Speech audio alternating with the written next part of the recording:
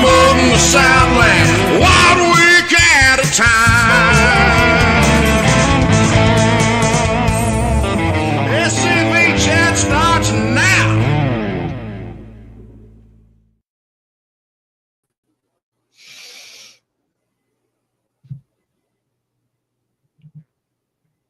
Hello there. It's Smokey.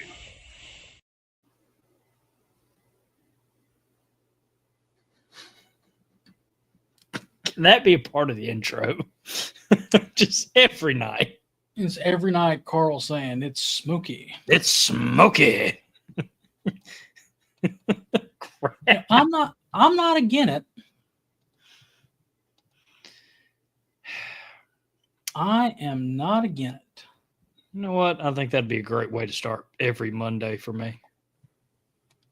I mean, anyway, before we get kicked off, the views and opinions expressed in this broadcast, especially any screw-ups, are those of us, not any SCV, Division Brigade, Camp, GEC, other subsidiary, strictly those of us. So, yeah. Throws up on me there, Moose. No comment. I hope everybody had a wonderful Labor Day. I know I did. I was on the beach, soaking up some sun and getting sunburnt. My poor sister now has cankles. I know she is really happy that I'm broadcasting this news to the entire world. With tonight's topic, this has the potential to be one of our most viewed episodes. Yeah. That's kind of why I wanted to bring that up. But no, she had sun poisoning, which is a thing. Poor Susie. I promise you, Susie, I will only run a couple of ads and maybe like just what would you say is fair? Three things. Ads. Yeah. But it was a good time for me. Moose, what did you do for Labor Day? I went to of course my first Ole Miss game I've went to in a while. I try not to go to them anymore for obvious reasons that we've talked about on the show, so I'm not beating a horse to dead. But my friends really wanted me to go. I hadn't tailgated in a while, and I will say I did miss how much fun tailgating was. I got to wear, for those who don't know, I am actually a unofficially national champion in baseball. Mascots get rings. Huh. So. But you weren't a mascot. I was the alumni's mascot, and the alumni helped me out. Wow. So to many Ole Miss fans, I am the only officially recognized national champion mascot at Ole Miss. Huh.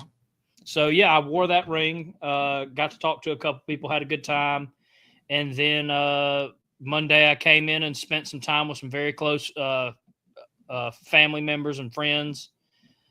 Talked about one of my close friends' marriage and what I'm wearing to that marriage in November. God bless her heart. I feel so bad for her.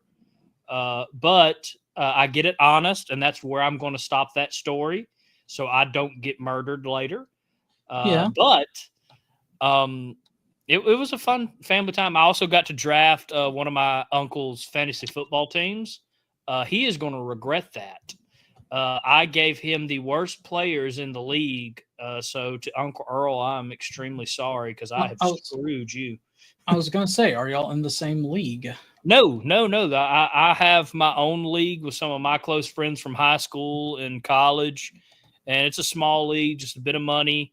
I named one of my team after one of the camps here in the Mississippi Division, or at least part of the name. So no, we're not in the same league, but I did screw him immensely in the family's league. So I feel bad for him.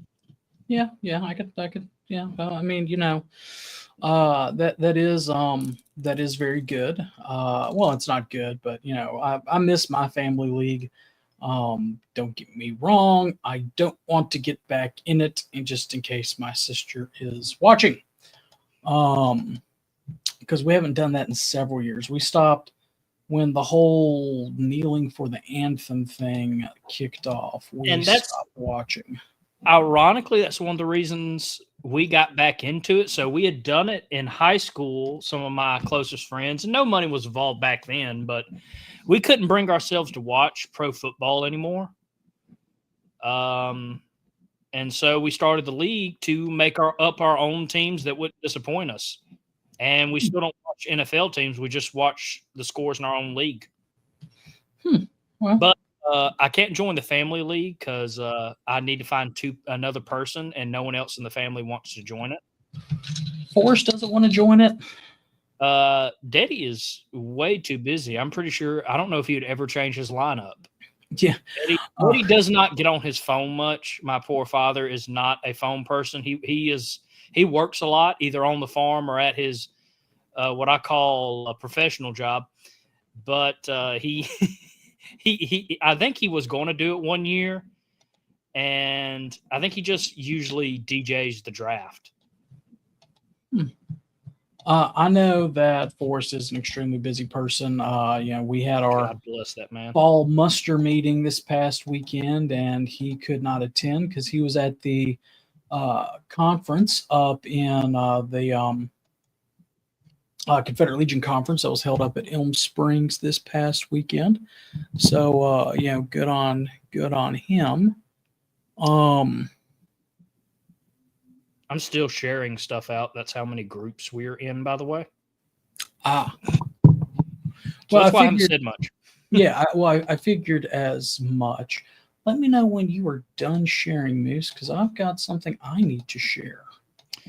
All right. Let me just make sure, because I do have my points up, but they're scattered. I thought I'd have time to write them down. But luckily, and I'll give a shout out towards the end of the episode to some historians that kind of helped me out. Oh, I'm not saying we're going to get into the topic. Oh, okay. Okay. Yeah, no, I'm ready. Oh, no. Like, get everything shared out first. Oh, yeah, no, I just finished it. For some reason, by the way, if you're watching on Facebook, it won't let us share our episodes to our story anymore. So please make sure if you just missed an episode, maybe you're watching this on replay later, you can go to a lovely website called scvchat.com, hit live episode, and you can see our most recent episode of SCV Chat, look around, and Tennessee Tuesdays, which I might actually start making that page a bit bigger so you can have all week to see your most favorite episodes here at and well, before I jump into what I need your undivided attention for, I do want to give a big shout out and congratulations to Jason Boshears and Josh Blankenship for getting Tennessee Tuesday kicked off. That was a laudable undertaking that they've done, and I did not get to see the episode, sadly. Down at the beach, it's just I was busy with something else, and could not watch it. But hey, I heard a bunch of great things, so I'm really excited for you guys. So that is of course on Tuesday. So make sure that y'all are tuning in and watching that show on Tuesdays. Yeah, Tuesday. You really should. It was a great episode. I will make a joke and say that our jobs are in danger, Connor. Yeah, I heard that. Josh. Oh, hey, there she is. Glad she decided to tune in after we got done talking about her cankles. Yeah, Commander Blankenship. Yeah, no, I'm glad you joined the team, brother, because you make us, or at least make me look bad. I have been very confident in my abilities to host an episode, be the voice of an episode. I don't do it often, but I'm confident in my ability until Tuesday, where I was like, you know what, I suck. Yeah, I believe Josh has just a little bit of, or Commander Blankenship rather, has a little bit of extra practice. He's got he at least had at one point, I don't know if he still does or not, but like a radio program.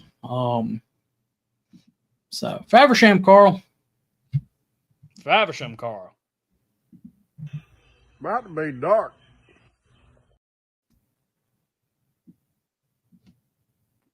I mean, it is. I mean, you're not wrong.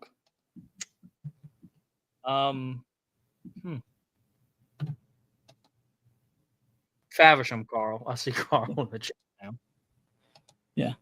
I would like to point out, though, that not only do we have Tennessee Tuesday that kicked off, we also still have Look Around Florida with Sean McFall on Wednesday and Look Around the Confederation with Moose on Thursdays. So, definitely get your Confederate programming in, guys.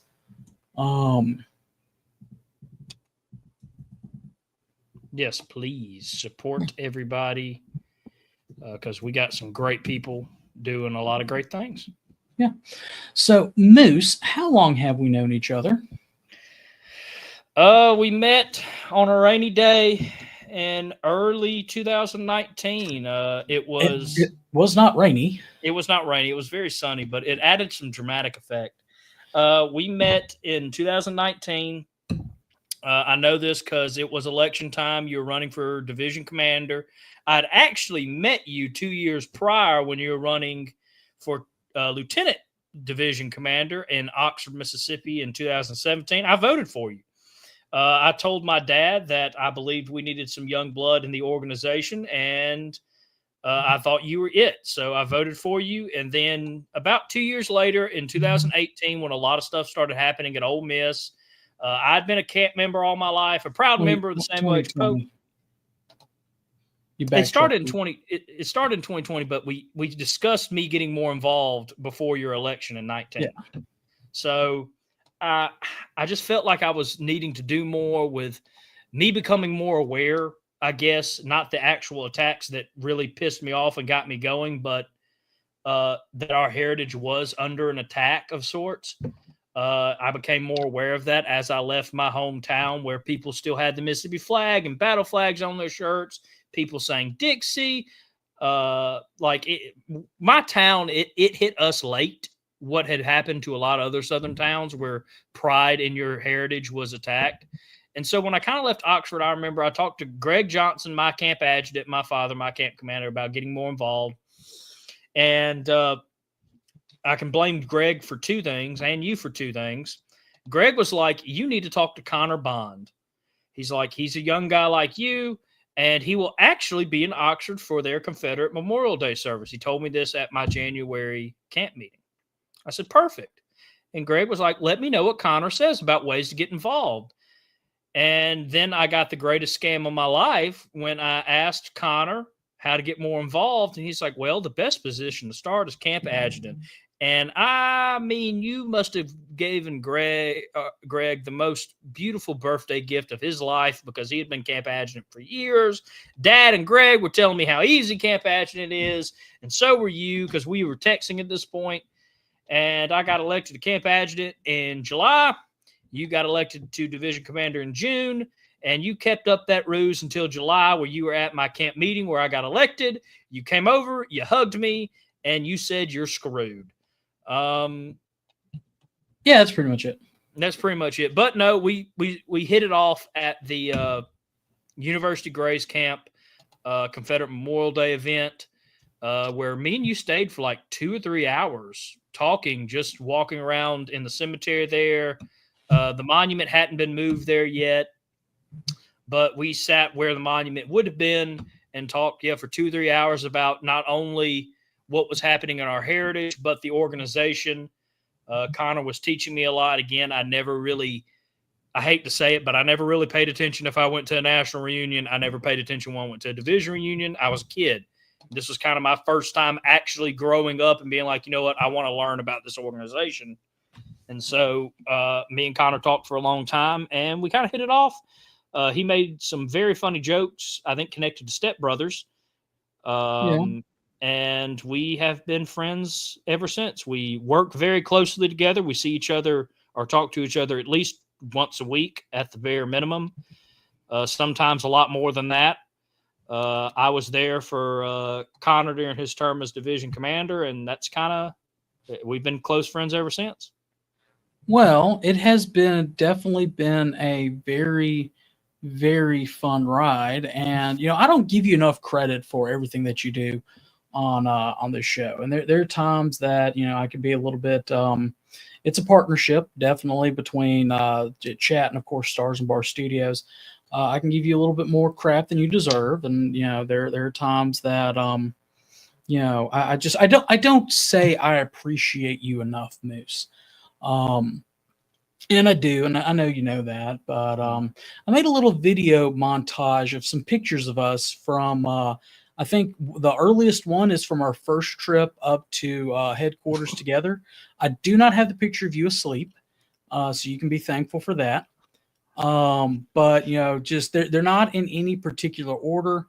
But just a little video montage of our friendship for the past 6 years.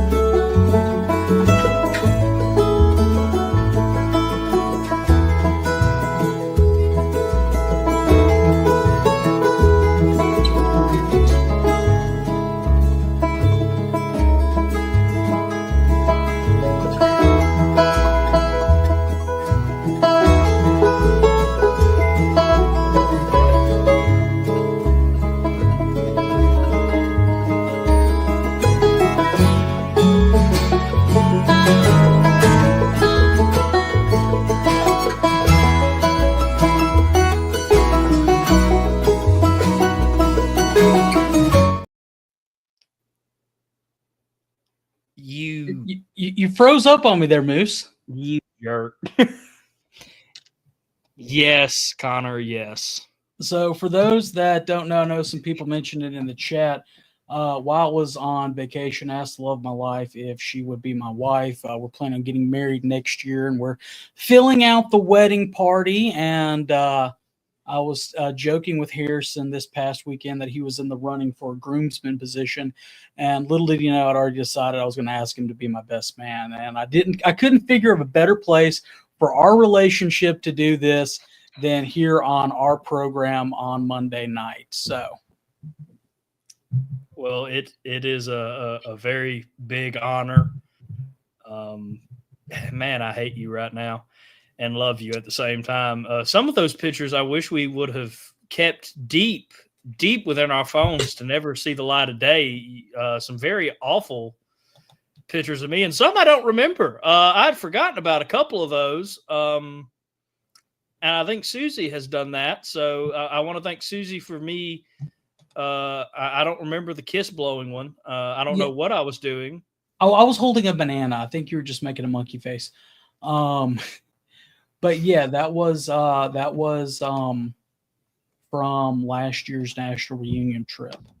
So well, y'all heard it here. She is going to, or not she, he is going to be my best man at my wedding next year. So, and who knows, we may live stream it just so that we can help pay for the thing. So you can write it off as a business expense. Yes. Patreon exclusive. You have to pay $30 extra to witness Connor's wedding if you can't make it. Yeah. We are definitely kidding about that. No, we're not going to be doing it on Patreon. So, but you can't get an exclusive shirt. Yeah, you can't get you can't get a wedding shirt either. I'm not merchandising my wedding. There's some things that I won't do. So, did it catch you off guard? Yes, you did. Good, because I do want to thank you for picking a lot of pictures I had my beard for. or at least you made sure I was skinny for and not the fat phase where I had no beard and I was 255 and I had like 3 chins. So I do want to thank you for that. You mean like? Oh, don't pull it up. Well, I could have done this one. It's loading. Oh no. That's actually become a meme of sorts. I grow out my facial hair for hunting season, and this meeting was in the middle of that. And I don't know why I was looking at Connor like that, but it became a running joke that get you someone that looks at you like Moose looks at an SCV meeting. I remember that meme. I could have done this one. Yeah. Yeah. I don't take life too seriously. I try not to anyway. Oh, then, we're bringing this one back. Yeah. Okay. And old Captain Rodney. Arr. Yeah. I'll take a cheeseburger. So, but now that we got that out of the way, let's start looking and seeing who's on the chat and see if we have anything special. David Pope says that they'll be on again Friday night with a rerun of their Articles of Confederation program on the Friends of the Douglas Southall Freeman group.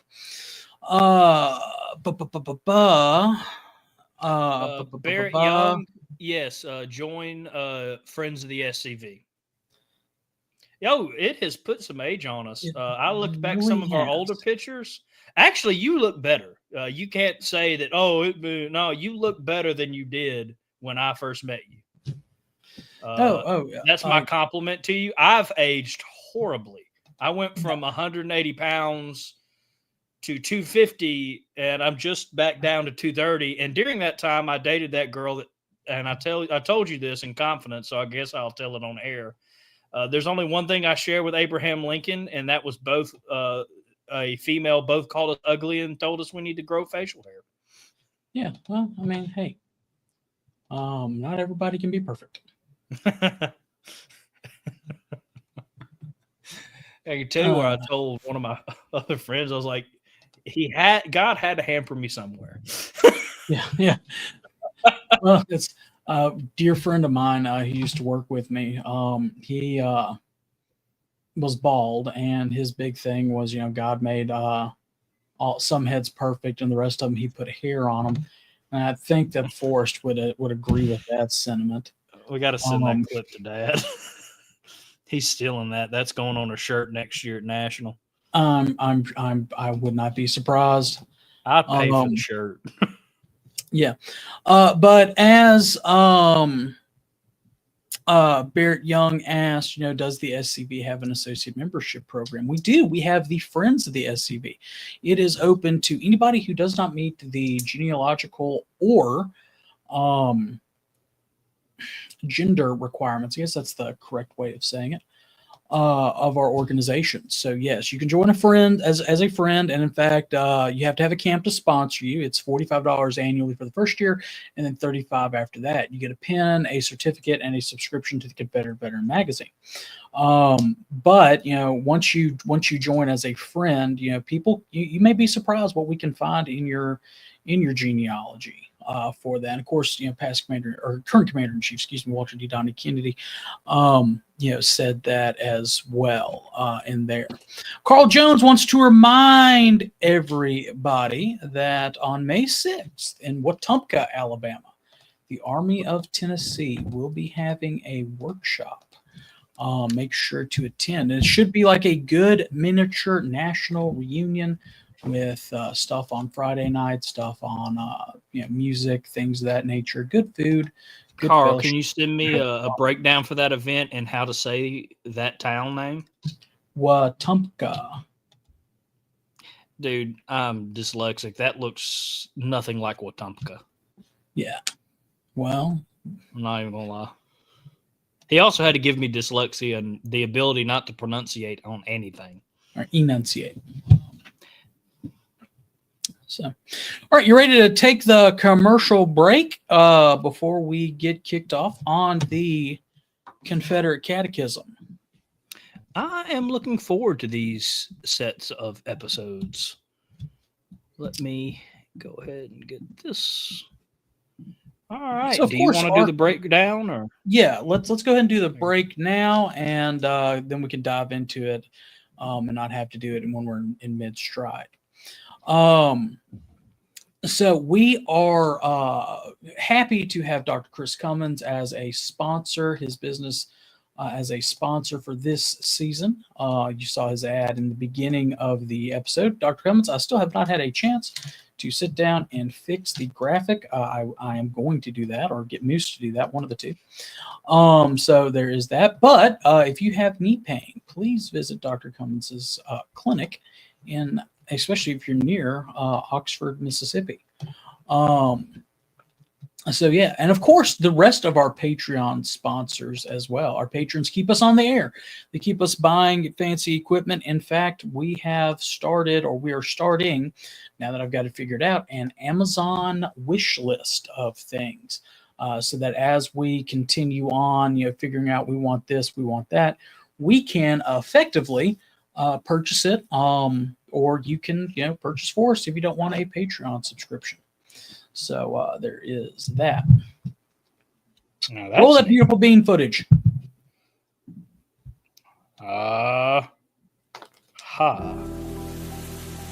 There is a place nestled in the rolling farmland of southern Middle Tennessee. A home constructed in 1837, nearly lost to the ravages of war. Saved by a servant and a Confederate general. A place where families loved and lost. If walls could talk, what stories could be told?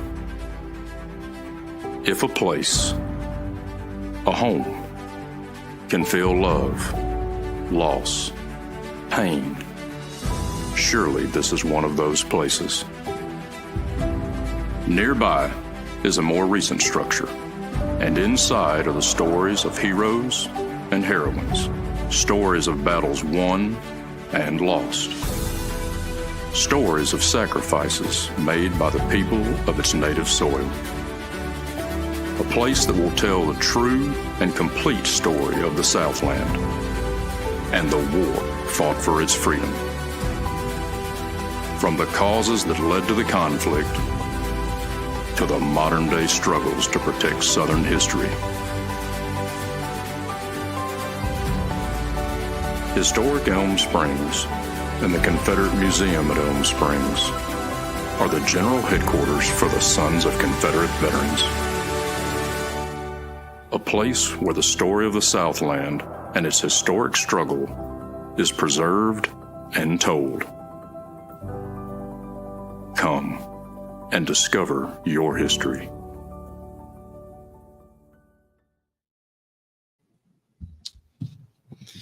And indeed, remember that the National Confederate Museum at Elm Springs is now open on the weekends. Adam said that they were actually very busy this past Saturday when it was open on Saturday. So make your plans to attend. Of course, it is fall, or it's starting to be fall. We had meteorological fall the other day. I mean, it's not the actual changing of the season yet. It does feel good here in central Mississippi. I don't think we got above like 92 degrees today. But it is absolutely beautiful foliage in Tennessee right now if you are a leaf peeper. Definitely prettier than those leaves they've got up in New England. That's for sure. So if you are a member of our Patreon, then you would have seen that we like to do themed episodes. Yes. And I guess this is a quasi-themed episode or a series of episodes. We really like our series. But we are launching a series on the Confederate Catechism. For a little bit of backstory on why we decided to do this. During the Mississippi Division history, Carl and Nancy Ford Memorial History and Heritage Conference, or Southern History Heritage Education Conference, it's got a long name. We Okay. Harrison, we had Frank Powell come down, and Mhm. Frank sells these books at his through the Scuppernog Press. You can get a copy at scuppernogpress.com. That's SCUPPERNONGPRESS.com. It is a very short pamphlet that was originally published in the 1929. It was published by excuse me, Lyon Gardner Tyler, who was the son of President Tyler. A little bit about him, just so that people can understand his history and things of that nature. I'll read about the author section before we go into his actual words. So Dr. Tyler was born in Virginia on August 24th, 1853, to President John Tyler and First Lady Julia Gardner Tyler. He was Tyler's 14th child and next to the last. He attended the University of Virginia, graduating in 1875. He served as president of the College of William and Mary in Williamsburg from 1888 to 1919. Was given credit for reviving the college from financial debts it had fallen to at the conclusion of the War for Southern Independence. Tyler was considered a noted educator and historian in 1909. The centennial of the Tyler was considered a noted educator and historian, and in 1909, the centennial of Lincoln's birth, he became enraged by an article in a magazine which referred to his father, the 10th president of the United States, as a dwarf compared to Lincoln's presidency. From then on, he became a very staunch anti-Lincolnite and a very pro-Confederate commentator. He was prolific. He was a prolific author and published numerous pamphlets and books, including this one, which should be read by every American, and I do agree. Tyler was a member of the Virginia Historical Society for 52 years, 32 years as its vice president, was the author of several books on Virginia history. Quote, in Dr. Tyler's exhaustive researches in his task of vindicating the character and policies of his illustrious father, he chanced upon many literary misrepresentations concerning the war between the states, discovered the systematic distortion of history by lying propagandists. Thus started his lifelong continued tireless zeal for historical truth, finding that his father's principles and ideas for which he had stood and toiled throughout his long political career, including his administration as President of the United States, were being misrepresented. Dr. Tyler set himself to correct these distortions and to defend his father's principles, especially the consistency of his position regarding states' rights. Thus he came to write extensively on the Confederate history and political philosophy. That is The Sage of Lion's Den by Johnny Hobiak. He passed away on February 12th, 1935 in Richmond and is buried in Hollywood Cemetery. So this is written by a guy who, of course, is a son of a president. But more than that, he grew up during the war between the states. He saw firsthand the atrocities that happened to the South. And what started as a defense of his father, which of course we do as well, turned into more than that, and he created this little pamphlet, which again every Southerner should read, in our opinion. A little bit about the Catechism. Frank Powell wrote this in his edition, which is why we are encouraging everybody to get a copy from him. This is a reprint of an original 12-page narrative pamphlet published in 1929 by the son of 10th U.S. President John Tyler. He was a noted historian, educator, and author in his own right, serving as president of the College of William and Mary, or William and Mary College, as he writes in here, for 33 years. He wrote this pamphlet to help correct the propaganda about the South and his father by Northern writers and publishers. It is short, concise, and should be read by every student, not only in the South, but in the United States. It has been reset in a modern typeface with all the original language intact. Also included are some facts about the author, which we just read, along with his portrait at the end. This is something that could be a great, not only a great recruiting tool for us, but it should be used to educate our membership. In this current war that we are in with the radical left and their destruction of our history, we have two forms of ammunition.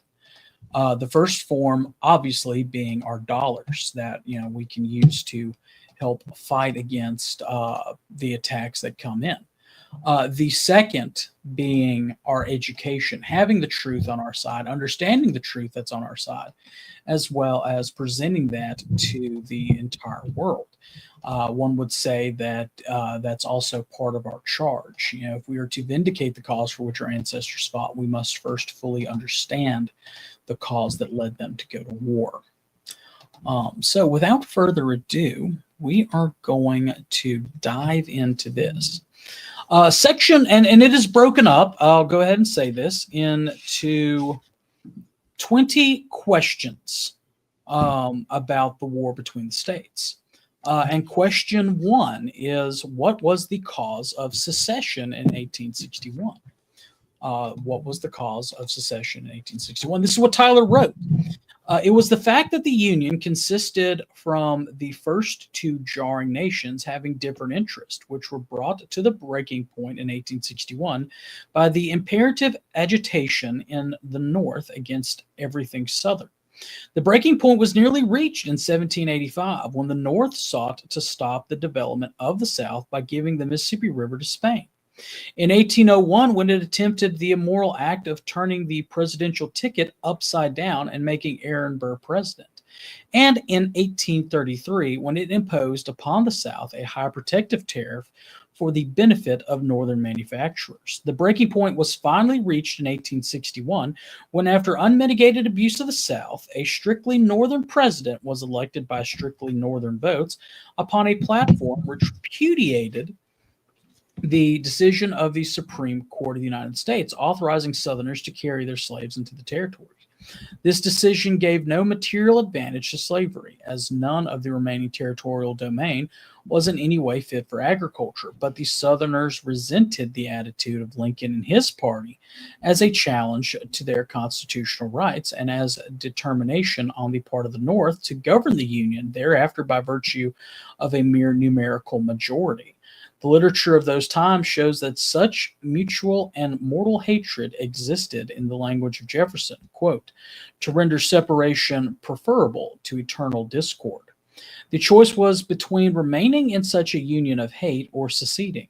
There was no real peace, and the South seceded because it wanted peace, not strife or war. One of the things that jumped out at me, and I did at least get some of my list done. Throughout the rest of this, I'm going to have to be jumping back and forth, was two jarring nations with different interests. And what people have to understand, especially back in the 19th century, I've kind of had to start catching myself.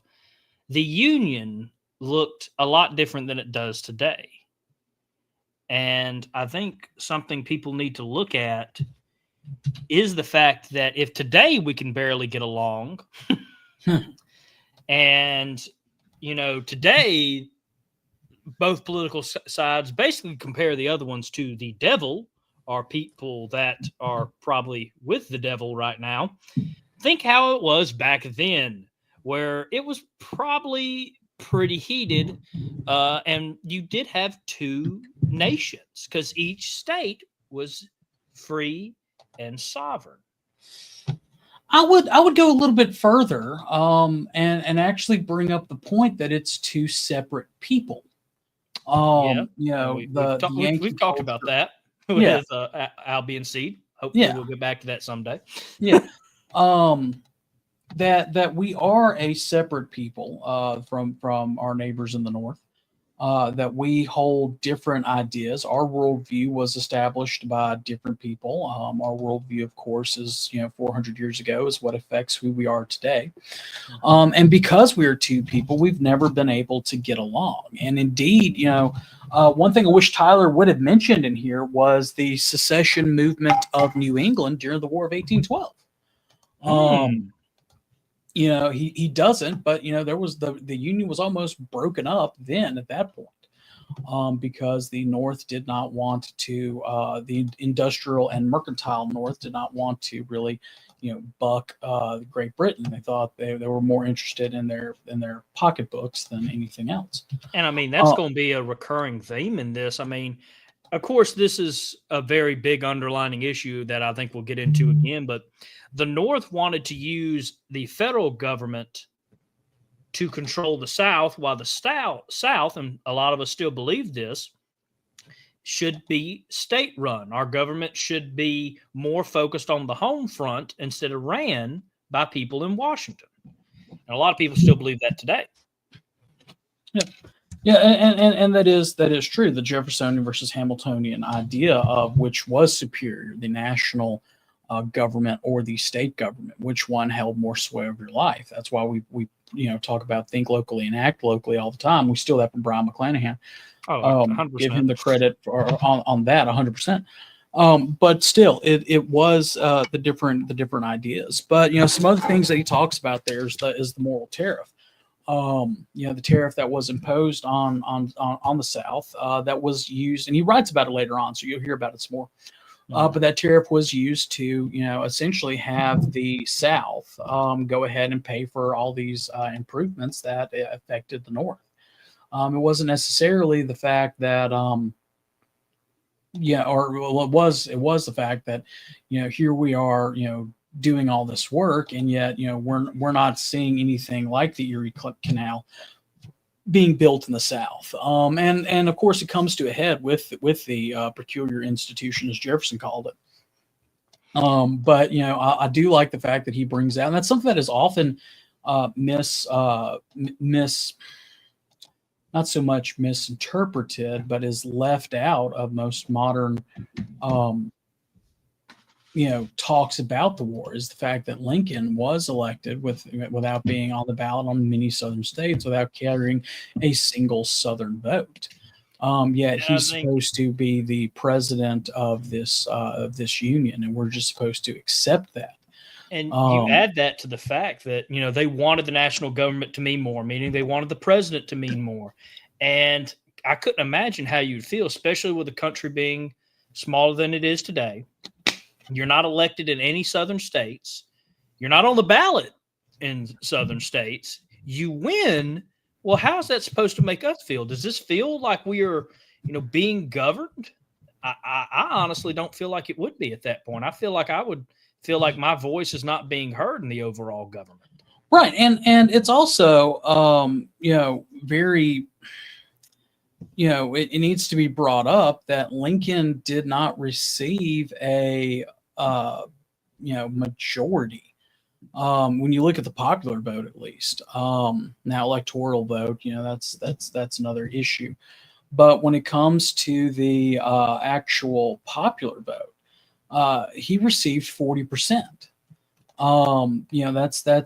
That's God. We hear about how, or at least we heard during the last presidential elections, under or the current president's last presidential election, or I guess that was 2016. When he was there and talking, people talked about, well, he may have won the electoral college vote, but he did not win the popular vote. The popular vote, should be, what it is. Well, if that's the case, nobody received a majority of the popular vote. Stephen Douglas got, roughly 30%. John Bell got 12%. John Breckinridge got 18%. Lincoln only carried 39% or 40% of the entire popular vote.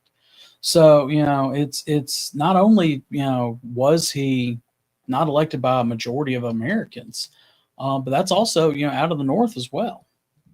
Yeah, and with the South feeling neglected, their influence feeling down on the overall federal government. Again, we talked about how the North wanted to dominate the other states, the southern states, through abuse, honestly, of federal power. But, they wanted to protect their businesses up north because that's what was making them money, not even caring how it would destroy southern economy.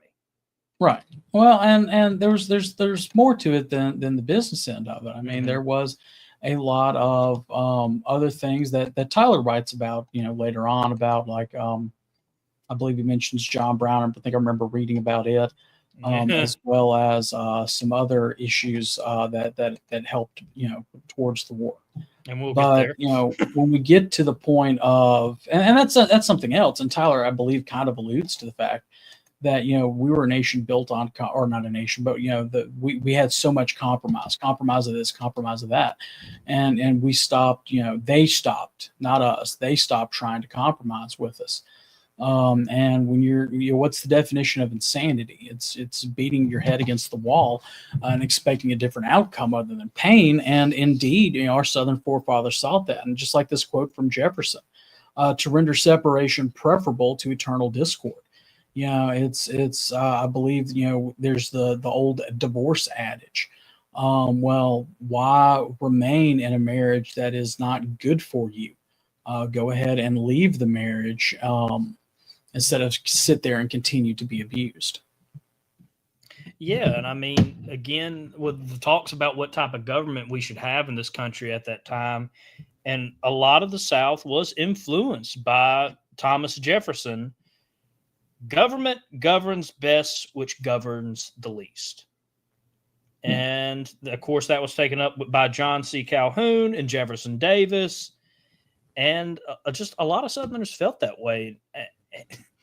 And again, if you're feeling that way and the government is just steadily wanting to grow and not even take your opinion into an account, how should you feel at that point? I do feel like at that point we're beating our head against the wall. Yeah. Because again, this goes back to Thomas Jefferson, the first Secretary of State, the third President of the United States. You add, what would that be, 80, 70 years, I think, on top of that. The tensions were already there when Congress was first formed. And the tensions were there in Philadelphia during the Constitutional Convention. For sure. Some other things that I had written down in my notes. The part of the thing that dealing with Lincoln's election. Lincoln's election, because going back to the fact that he was not didn't carry a single Southern state and was not on the ballot for many of them, goes also to the fact that Tyler highlighting this is what was evidence of the South of Northern dominance, and he says that in there. That I'm trying to find it again, but the Southerners resented the attitude of Lincoln and his party as a challenge to their constitutional rights and as a determination on the part of the North to govern the Union thereafter by virtue of mere numerical majority. So what essentially Tyler is saying there is, now that you are here you are, or here the South is going to be relegated to a second class of citizenry. We were going to be forced to essentially bow to the will of the North throughout the entirety of the rest of the time we'd have been in that union. So instead of continuously being subjugated by a population that could not stand us at this point, it was better for us to go ahead and peacefully leave the Union, which we did. The whole thing, everybody talks about the war, starting, after Fort Sumter. Well, Mississippi seceded from the Union. I'm just using Mississippi as an example because that's home, on January 9th, 1861. South Carolina in December of 1860. The majority of the Southern states left before Lincoln came into office. Left before he was inaugurated. It was a peaceful secession. It was a peaceful movement. It wasn't until Lincoln refused to, see the fact that, hey, these Southern states left. Essentially the old story about Lincoln saying, who's going to pay for my government? That it became, and him not wanting to understand that, hey, this is a new nation. that we need to work with them. We need to have peace with them. And he was trying to resupply Fort Sumter, knowing that it would cause hostility, and forcing the South's hand in firing the first shots. And, again, they left before the war because I think, honestly, they knew, as you said, beating your head in the wall, getting the same results. The federal budget grossly favored the North. And I'm not going to get into all the tax. I'll touch on it. Not to mention the political power had shifted more into the North's favor. The South felt like it would be more used as an economic colony that the North could use. And let's not forget, let's see here in my notes, that Northern corporations liked high taxes on goods that the South imported because it would reduce competition with the European manufacturers and allow them to charge higher prices to make more money. And the taxes went to Washington. Northern industries benefited both indirectly and directly at the expense of the Southern agriculture. Oh yeah, they did. And it would be too simple to, and just like we're talking about. Essentially that was Lincoln's, infamous quote: "Who's going to pay for my government?" And indeed, when you have a transcontinental railroad that he's trying to push, when you have a, the Erie canals and other things being done up north, the South was the cash cow of the then United States. They needed us because without us, they could not continue on to function as a government, so to speak.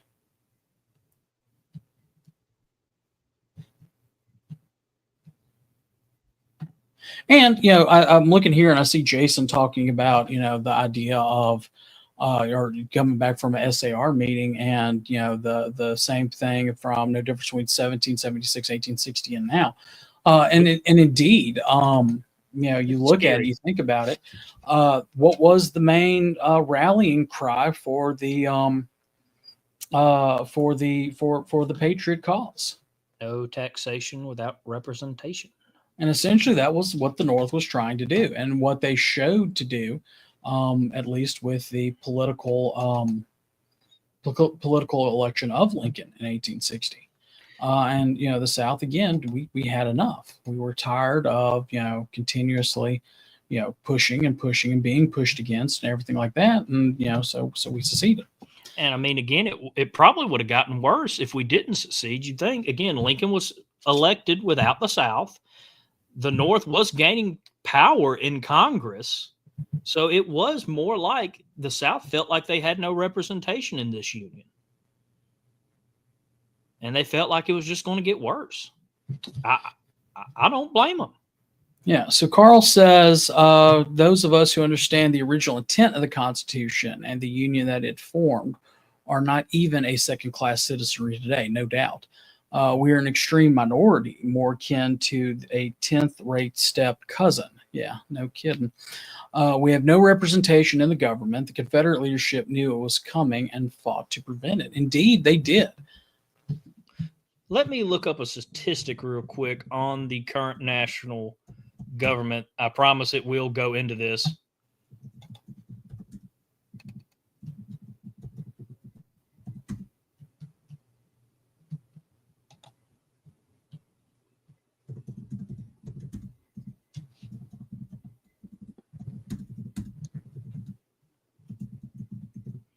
I'm butchering the spelling of this, so it might not pop up.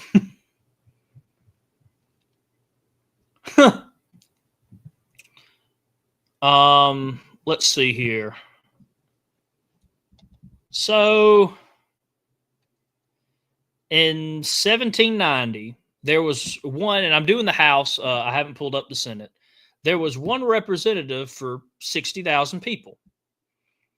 And you look at today, it is 761,169 people to every one representative. So yes, that is what they were fighting against. Our national government can't represent us because how can they represent that many people? I can't call my senator and get a one-on-one talk. Yeah, no, good luck with that. Yeah. But, I can't even get them to return my emails anymore. yeah, but I could probably, if I know who my state senator is, go to his office, go see him at Jackson. It's only a couple hours from me. I can't go to Washington and do that. Heck, if you live in Washington, D.C., it'd probably be a pain in the butt to try to get to him anyway. Oh, well, I mean, by the time you have to go through all the metal detectors and everything like that, I mean, definitely. Yeah. So they did see this kind of representation coming and knew that a government that we wanted ours to be, that the founders wanted, could not be accomplished with that level of representation. It just couldn't be. Oh, it wouldn't be. It wouldn't be. I mean, again, my congressman, my senator doesn't ask me how I feel about situations, but I know my representative used to go and do public halls. We were able to ask him questions about what he's done. I was able to go talk to him. Now, things change, but that's not the topic for tonight. But again, they knew that that would be the best way to represent the people. Again, I'm stealing that from Brian McClanahan, like think locally, act locally. That's how I kind of became what I call Jeffersonian conservative, is listening to him and Carl Jones talk about it. And that does play into effect here, how our governments were supposed to be run. One of my favorite parts about watching the North and South finally was seeing a scene where Jefferson Davis was talking about, these states had so much power, sometimes it was hard to do stuff, but that's what the government should have been. Yeah, and Jefferson Davis did say something akin to that he wished that he could just disregard the Constitution as Lincoln did. I believe he said that. I believe that's a quote. I mean, could you imagine playing fairly by your principles while someone else who says they're guarding the same principles is openly defying those principles? Yeah. Golly, I'd be so mad.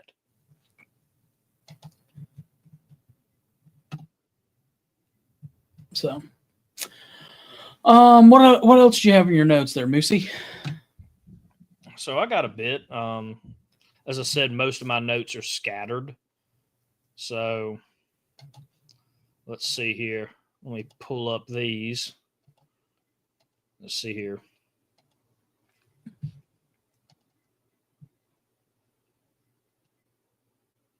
Again, we kind of talked about the businesses.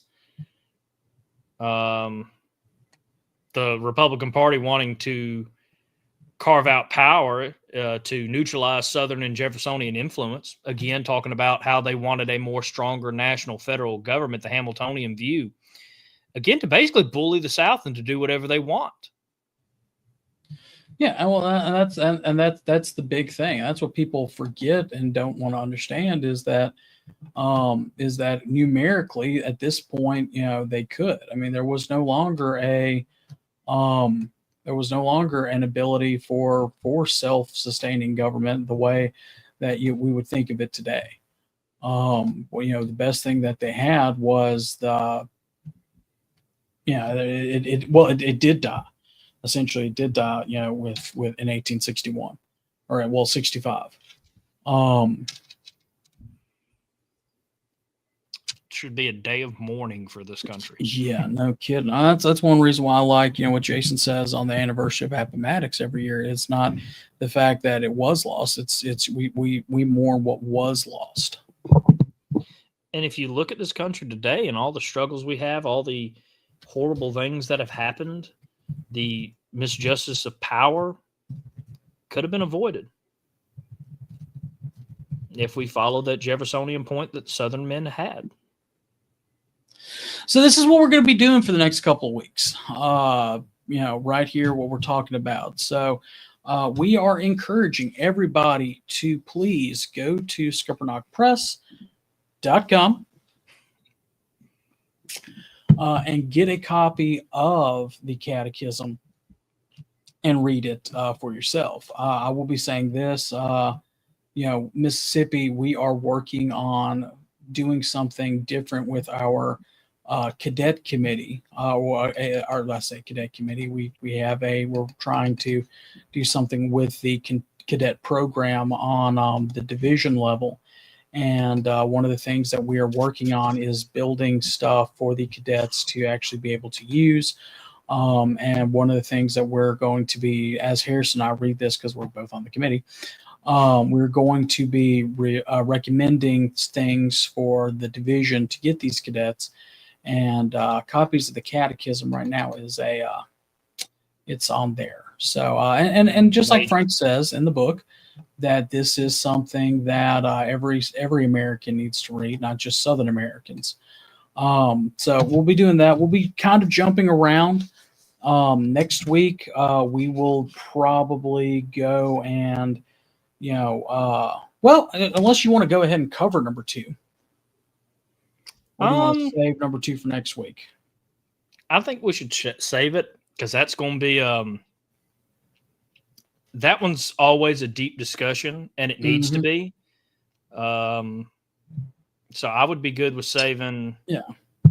Well, what we may 2 do, and 3, you think? Yeah, I was just about to say, looking at it, we may do sections 2 and 3 together because they kind of cover the same topic. So definitely, and as we do some of these sections, we will be bringing on guests like Carl. We're going to be asking you to come on. Probably Commander-in-Chief and other folks. So get a copy. Get a copy today while you can. They are available online, but for us, we prefer. It would be better, in our opinion, to get a physical copy so that you can make notes and highlight stuff as well. Yes, please support those additions from Frank, our editor-in-chief, Frank. I got one. Connor has one. Before we kind of sign off, I do want to thank a couple historians that kind of helped me prepare for this episode. Most prepared episode I think I've been for. I'm excited for this series, which is Carl Jones and Dr. Sandy Mitchum. Thank you all for y'all's help. I am grateful and in debt. Yeah. So yeah, that's oh hey, my screen went black. Oh no. Don't leave me. Y'all still see me? Yes, I can see you. I can hear you. Little Stevie Wonder there. Can that be the other part of the next season? Just make Stevie Wonder jokes. No. I tried. Yeah, I mean, I appreciate the effort. Well, I always try to look at ways to improve the show. Yeah. But please share this episode out, everybody. Let's get a lot of people. This is going to be a great series. I'm looking forward to it. Yeah, I think I was going to say, I think this is going to be good. I definitely want to encourage everybody to get a copy and read it. Read on your own, have some talking points, because that's what we like. We like to, be able to communicate with y'all on y'all's thoughts and ideas. So going through some of the things that have been said while we were looking at our notes. All right. Carl said that George Mason nailed it in the Philadelphia Convention when he said that the manners, habits, and customs were too distinctly different among the sections to be governed from the center. Today's government is a testament to the correctness of Mason's position. And indeed, I have to agree with Carl, and I have to agree with George Mason, because just like we talked about at the beginning of this episode, we were 2 separate people. We still are 2 separate people. And that was the ultimate downfall, that and the fact that people were no longer willing to compromise and discuss things anymore. But that's definitely, a valid point. Go ahead. I was going to say, and you think about it, I mean, it was very bad back then, and I would say probably even sometimes on par with today, but I would think that divide has only gotten bigger. Oh, it has. You can't It run really is. a central government with people with these many viewpoints on, how government should be ran. Yeah. On simple, simple interpretation of, shall, what the words shall not mean. Not be. If Um, that will cause controversy, what else could cause controversy yeah, in that? no kidding. The understanding of the King's English. Walter D. Donnie Kennedy said Lincoln got less than 40% of the first time, and if you counted the Southern votes, I would have voted against him in 1864. He would have still been a minority leader. Indeed, that is true.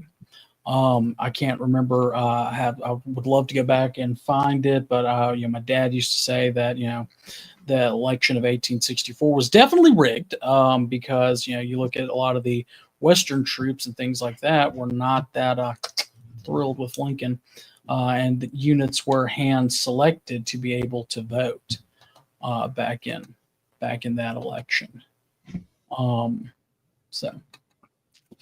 Carl Jones said that the North invaded for the purpose of establishing political dominance and control of the Union period, and indeed, that is what the South said. That's what Tyler writes, and that's what we saw was political dominance. We still see that today.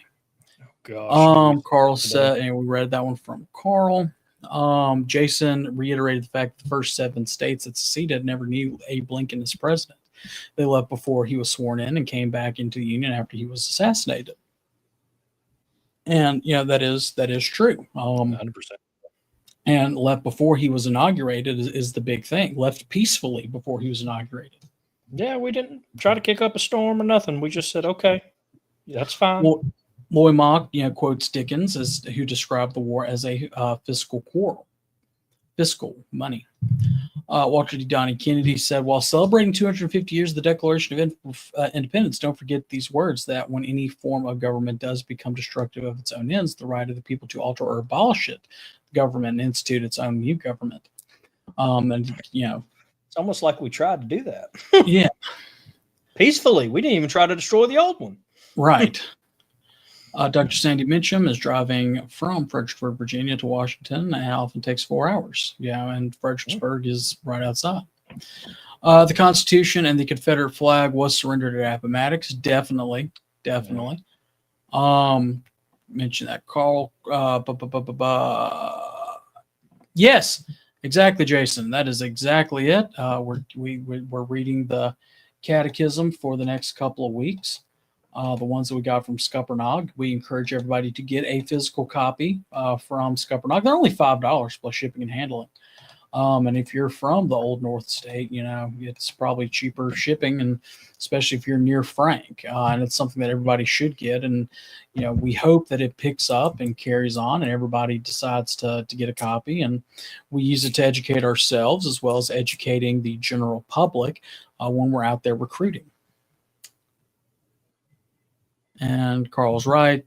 Those people don't even, as Robert E. Lee would say, don't even have cannot even define the word liberty the same as we do. Oh, I can say something, but I'm not going to say it on this show. Yeah, no, I mean, they can't define a lot of things. Yeah. They can't even define what type of government this is. My view and opinion, they can't define what a woman is. That's what I was going to say. They can't even figure out that simple logic. They can't figure out what type of government this is. As Robert E. Lee would say, those people, again, if we're so different on just that simple level, could you imagine the more complex issues? And you start to figure out why our founding fathers, John C. Calhoun, Jefferson Davis, Thomas Jefferson, did not want that type of government. It didn't make any sense. It still doesn't. No. I mean, like we talked about at the beginning of the episode, what it all boils down to is that we are two different people. Two different people with two different ideas. And, the whole puritanical ideology that came from the North, that's still prevalent up there today, but spread out to places like California and, besides, besides Todd and our compatriots over there, Bless. who were doing the Lord's work in out there in West Dixie. Yeah, we really are just two separate people that have never gotten along and probably never will get along.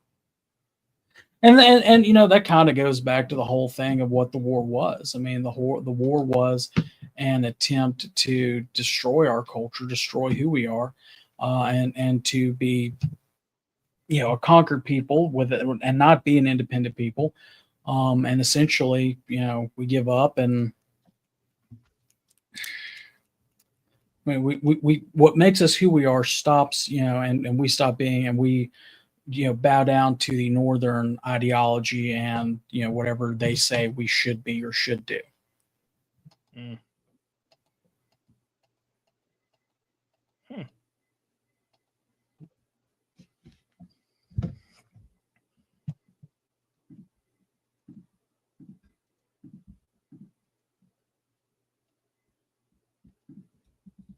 Anyway, we're going to go ahead and wrap it up here. Appreciate everybody tuning in. Sorry, I might have a surprise for everybody later. I'll talk to Connor about it in a second. I might be able to do it. It's a good one. It's a good one. No. I mean, you've tested the surprise, right? It's not one of those surprises. Okay. It's a surprise that I know nothing's on, because it's a surprise regarding to the episode we have just filmed. So unless something happens now, we're good. Oh, okay. Well, go ahead. I think I have found a way to go live on Instagram. Oh, hey. So I'm going to test that out in a bit. This will be the first episode we have live on Instagram. Now, of course, it will not be live, but if you're on Instagram, and some of our Instagram viewers I know go to YouTube to watch, should be able to go on Instagram now. Whole new group of people we should be able to reach with this episode. So I'm very proud. I'll take it. Yeah. But again, please share this episode out. Make sure to tune in tomorrow for Tennessee Tuesdays. Same Confederate time, same Confederate channel, as they bring on Rich Garcia, which I believe is their first Lieutenant Division Commander. It should be a great episode. I'm looking forward to it. And make sure to email scvuyouthoutreach@gmail.com to have your news appear on Look Around the Confederations this Thursday at 7 p.m. Confederate Standard Time. Yeah, Rich has a very interesting recruiting plan. Ooh, I can't wait. that they're doing in Tennessee. So definitely worth the watch for that. I don't know if that's what he's gonna talk about. But also make sure to check out Look Around Florida on Wednesday. Same Confederate time there. And make sure to check out Friday Night Live, which will be in the Friends of the Douglas Southall Freeman group for more details. 8 p.m. Eastern time. You cannot forget to continue to watch what Michael Hardy is doing in his chat on Sunday nights. Yes. And if you want to make sure to keep us on the air, please go check out our Patreon. We have a lot of tiers. We have, if you just want to support us, we have a $2 tier, Feed a Moose tier. Yeah, it'll help us buy corn dogs for Moose. I never thanked you enough for that, especially the little graphic that goes along with it. The only one that has a graphic. Thank you. Well, AI, buddy. I cannot take credit for it. And then for $10 a month, you can get your name at the end of every episode as one of our Patreon supporters, as well as the behind-the-scenes content. We are going to try to be doing a bit more of that as we get into winter, which is actually my less busy time of the year. I know it's actually the opposite for Connor. So yeah, we'll see. I mean, it's October's busy. Then it slows down to February, and then it gets busy, and then it slows down again for me. I will say this, that this October is going to be good. I try to write a blog post like once a week on Patreon. Sometimes I don't hit the once a week, but I try to at least give y'all that. And I'm going to try to start coming up with some content myself. I don't know what yet. I'm going to have to brainstorm that. I've got a blog post that I am going to publish tomorrow, dealing with the moose video from earlier in this episode. Thank you. Yeah. And for $30 a month, you can get merch tier. Yeah. So we haven't talked about the merch tier enough. But, the merch tier is something that is, kind of cool. Once a quarter, you receive something. Like it starts off with like a mini poster, then a coffee mug, then a T-shirt, and I think a sticker, another sticker that's not the normal chat head sticker. What's on the poster? It's one of the designs I did early on. It's not a. I don't know. Let me see if I can pull it up. And while he's pulling that up, I'll quickly plug our last tier, and we'll go back to the merch tier. For $80 a month, you can become a sponsor of the show. So you get your name at the beginning of the episode, in the middle of the episode, and your name will be scrolling, of course, at the end of the episode. Yeah, and for those that are thinking $80 a month, I mean, that's roughly $10 an episode. Yeah. For us. So, you think about that, but that's designed for, excuse me, more for. Something else we don't talk about is the fact that we have our own chat in there for people who want to chat with fellow chat heads. We have our own little community where you can message each other, things of that nature. I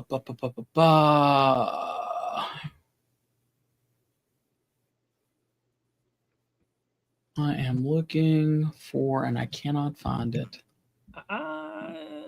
Let's check here. Where is it? Wait, I think I found it. Oh no. Edit.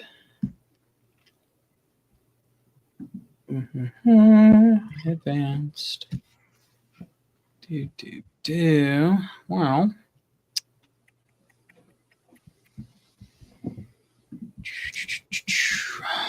Grr. Wonder if I can pull it up here. Load or not.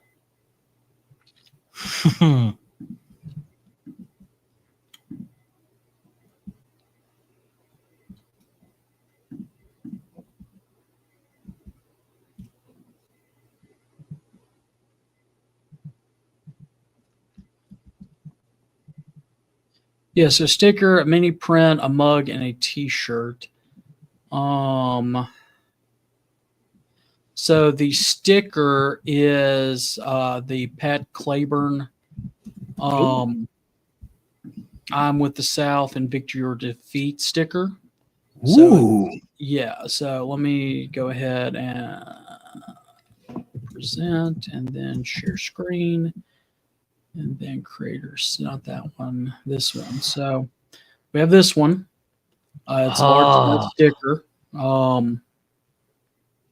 Then the mini print is a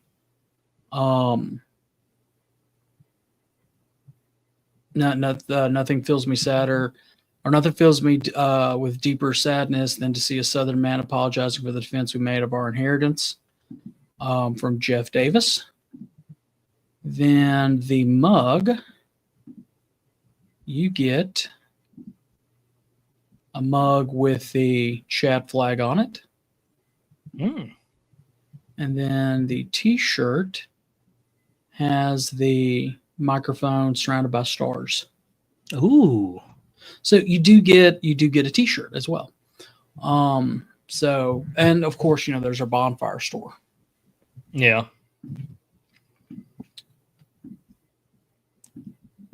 So wow, I didn't know it came with all that stuff. Heck, I'm jealous of some of y'all.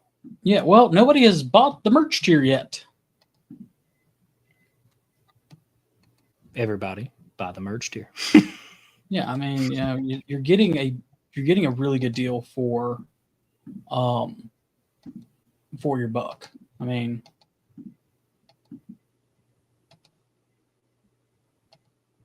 and that's $30 a month, and it's spread out for like you get something every quarter.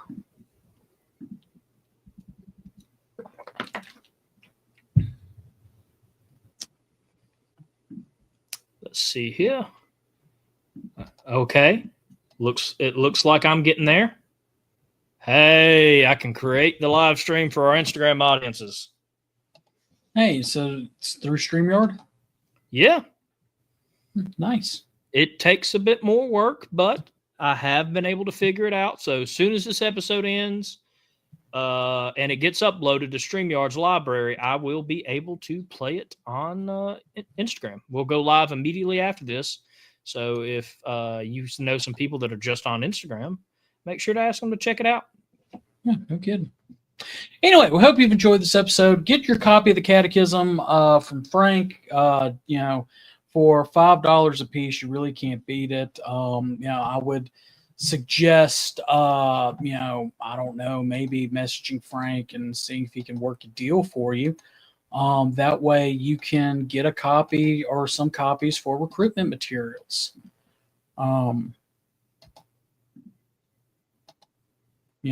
There's a thought. Especially if you have like new members that need the education, or even old members that need the education. Hey, we all our need ancestors fought for. Yeah, we all need this information. I am extremely privileged to be a part of these episodes so I can learn. I know I can't wait to hear Connor's take on a lot of this. I know he's been studying it for a long time, so I'm excited for this series, honestly. And I'm so excited that you talked me into buying this book. Well, it wasn't so much as talking to him like, hey, buy this book. Yeah. Well, I was like, how much money? I only got like a handful of cash on me. Yeah. Luckily, I had just enough, I think, or maybe I was only $1 short. No, you were $2 short. I was $2 short. Yeah, you had $3 in cash. I'm like, well, here's $2, and we'll go. Yeah, no, at this point, I owe Connor enough to buy him a small island. Hey, I got a wedding coming up, and I've got a registry. Hey, I got my wedding gift to you. It better be on the wedding. It better be on the registry. I got you. I got to get you something nice now. Yeah. Oh, I just look like a horrible, horrible friend. Well, wait till you see the groomsman gift. Oh, gosh. That is, groomsman gifts are going to be pretty good. There's one good thing I'll say about the SCV. All my groomsmen are SCV members. So I was about to say, I think only 2 of mine, maybe 3 of mine are like not SCV members. The rest of them are. Yeah. So anyway, well, we're going to go ahead and wrap up the episode here. And remember, in the words of the late and great Phil Potts, no Fumar in that elevator. No Fumar in the elevator. Rare frop.